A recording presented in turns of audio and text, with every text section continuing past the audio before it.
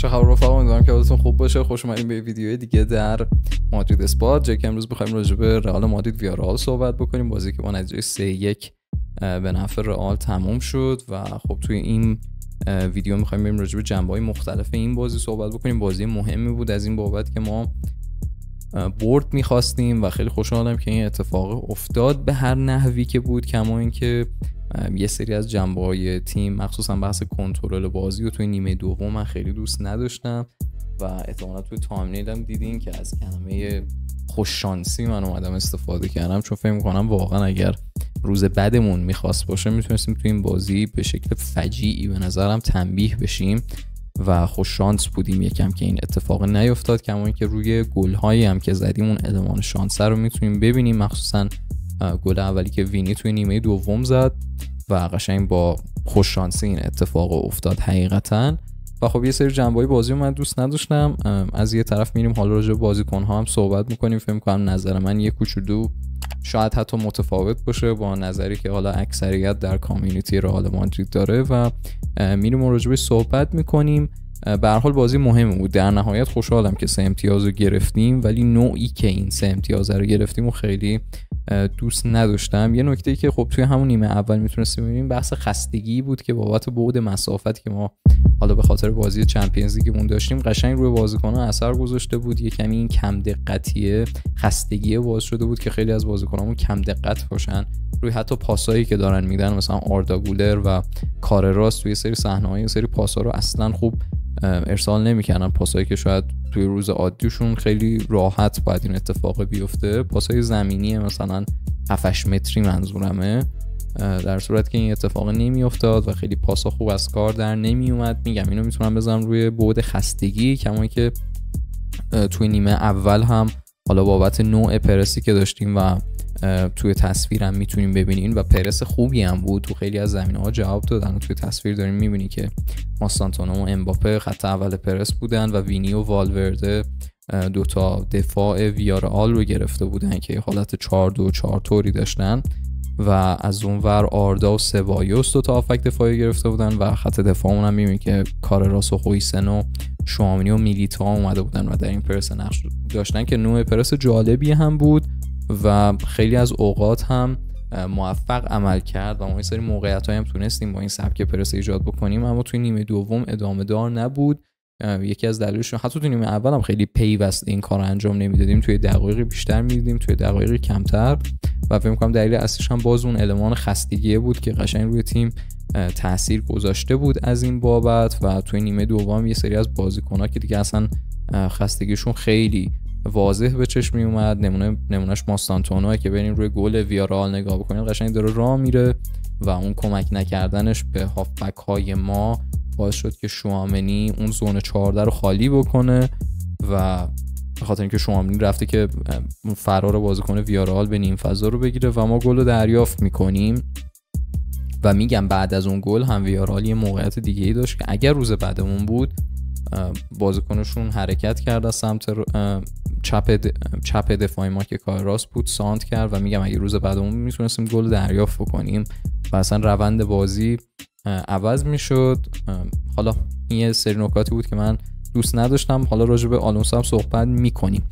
قبل از اینکه بریم راجع به نیمه دوم صحبت بکنیم و تعویضایی که آلونسو تو این مقطع به درستی انجام داد و جریان بازی رو عوض کرد، دوست دارم یکم راجع به ماستانتونو صحبت بکنم، چون دیدم خیلی از بچه‌ها حالا بهش انتقاد دارن میکنن و من با خیلی از بچه‌ها در کامیونیتی رئال تو این زمینه مخالفم بابت انتقادایی که داره به ماستانتونو میشه و خیلی‌ها معتقدن که آقا ما الان وینگ راست نداره تیممون همچنان و میان همچین حرفی میزنن. من خیلی مخالفم بچه‌ها این حرفه. به نظر من ماستانتونو با اینکه یه سری اشکالات واضحی هنوز در بازیش داره، اما خب مشخصا انتخاب اول آلونسو و به درستی هم این انتخاب شکل گرفته، با خاطر اینکه اصلا آتشی که برای فعال بودن در بازی داره و اون اشتیاقی که برای اینکه توپو بگیره و یه بازیکن دریبل بزنه و یه موقعیت ایجاد بکنه، این اشتیاق و این آتشی که داخلش هست مثلا بازیکنی مثل براهیم نداره. براهیم در بهترین حالت یه اسکواد پلیره که دقیقه 60 بیاد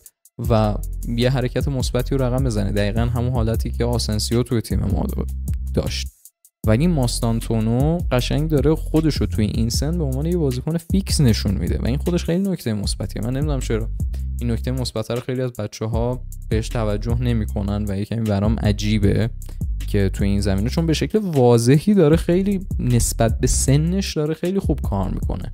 یعنی ما اگر بیایم این شرایط فعلی ماستانتونو رو مقایسه بکنیم با مثلا اینکه وینی زمانی که همسن ماستانتونو بود تو چه شرایطی بود، من فکر میکنم المان تصمیم گیری ماستانتونو نسبت به وینی خیلی بهتره. حالا شاید فینیشینگشون، من حتی فکر میکنم فینیشینگ ماستانتونو هم از وینی بهتره. یکمی تو همین بازی هم بد شانس بود، اون ضربه‌ای که امباپه پاس کاتبک بهش داد توپ سختی بود گل کردنش. من فکر نمی‌کنم، خیلی از بچه‌ها میگفتن که حالا تو کامیونیتی‌های مختلف میگفتن که این توپ مثلا راحت گل می‌کرد هر بازیکن دیگه‌ای.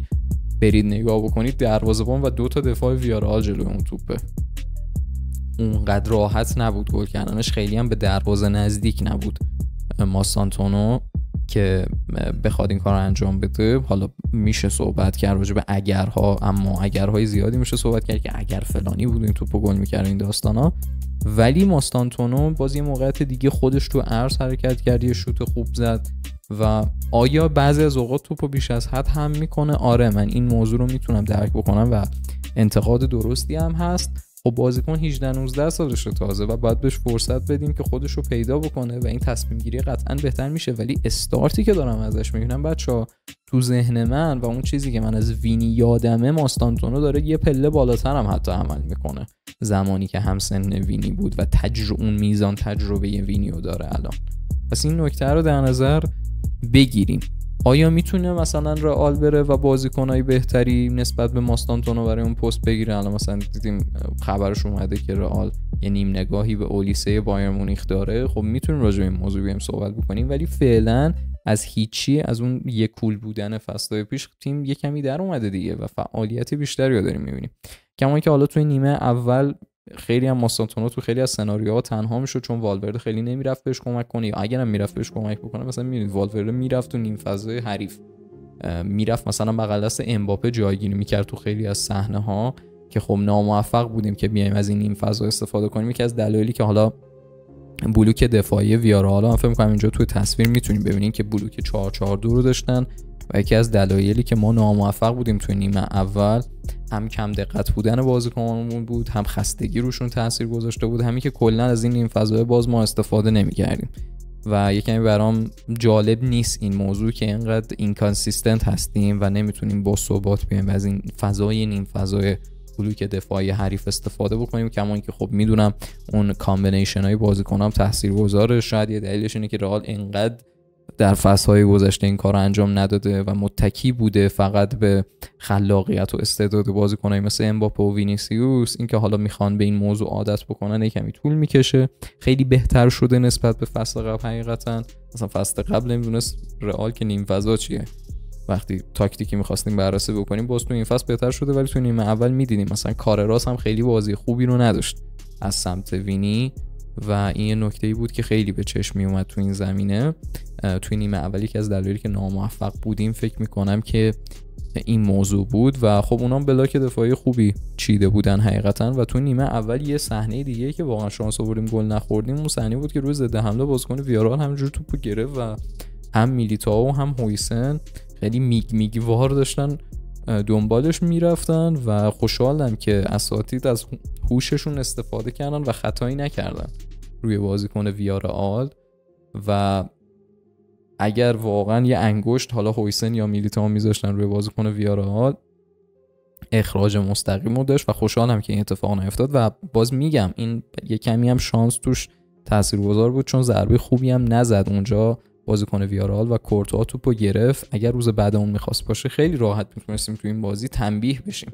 یعنی نتیجه رو که نگاه می‌کنید مثلا شما میگین اوکی مثلا نتیجه الان 3-1 پس یه برتری نسبتا قاطعی بوده، ولی آنچنان نه. یعنی تو نیمه اول که ما مشکل داشتیم، نیمه دوم تیم اومده بود که خیلی بالاتر بازی کنه و اون المان خوششانسی به ما کمک کرد که روی گل وینیسیوس اصلا دستورات تاکتیکی آلونسو هم خیلی متفاوت شده. دفعه من فکر میکنم که خیلی دستور داده بود به سبایوس که از اون نیم فضا بره استفاده بکنه، چیزی که توی بازی اول فصل، بازی دوستانه اول فصل هم میتونستیم ببینیم مقابل اون تیم اتریشی که بازی داشتیم. سبایوس توی اون رول بازی کرده بود، ولی خب اون حرکت وینیسیوس و گلی که زده شد با المان شانس هم همراه بود، اصلا مسیر بازی رو عوض کرد و آلونسو هم شروع کرد یه کمی به بازیکن‌ها صحبت کرد که اوکی بیایم یه کمی بازی رو کنترل بکنیم، ولی خب اون المان کنترل هم خیلی نمیدیدیم بچه‌ها و یه دلیلش رو من میتونم روی خستگی بازیکن‌ها بذارم، با اینکه حالا مثلا وینیسیوس تو نیمه دوم عملکرد خوبی رو داشت، ولی خب دیگه ماستانتونو که اصلا کلا خالی کرده بود،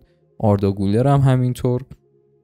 و اینجا بود دقیقه هولوش 62 اینا بود که آلونسو دست به تعویض زد. اینا نوشتم دقیقه 61 اشتباه آردا گولر رو خویسن شانس آوردیم گل نخوردیم. همون توپی بود که آردا گولر میاد استوب بکنه، پاس اشتباه میده، بازیکن ویارال میره پاس میده و دروازه خالی رو نتونستن عملاً باز بکنن و خب اگر اون گل زده میشد دوباره مسیر بازی تغییر میکرد و خیلی کار برای ما سخت‌تر میشد. ولی خب میگم آلونسو با تعویضای درستی که داشت کاماوینگا رو به بازی آورد و بیلینگام و یکمی از اون شلوفس بودن بازیکنای ما گرفت. بلینگام بازی بسیار خوبی رو داشت، یکمی بد شانس بود که نتونست گل بزنه و این چابک بودن بلینگام خیلی دوست داشتم به خاطر اینکه داره نشون میده که به اون آمادگی بدنی که ما ازش انتظار داریم داره میرسه. این خودش خیلی نکته مثبتیه و توی بازی بعدی خیلی میتونه به ما کمک بکنه در این زمینه. میگم یکمی بد شانس بود بلینگام که نتونست گل رو بزنه، ولی روی گل سوم قشنگ توپگیری بلینگام هست که پاس میده به امباپه برای براهیم و براهیم از خود گذشتگی میکنه و امباپه گل میزنه که یه مصدومیت حالا براش هم شکل گرفته و صحبت داره میشه که شاید مصدومیت هم خیلی جدی نباشه. اما با توجه به این که جود خیلی چابکتر شده و این آمادگی بدنی رو به دست آورده، میشه پیش بینی کرد که توی بازی‌های بعدی بیاد و حالا جایگزین آردا بشه.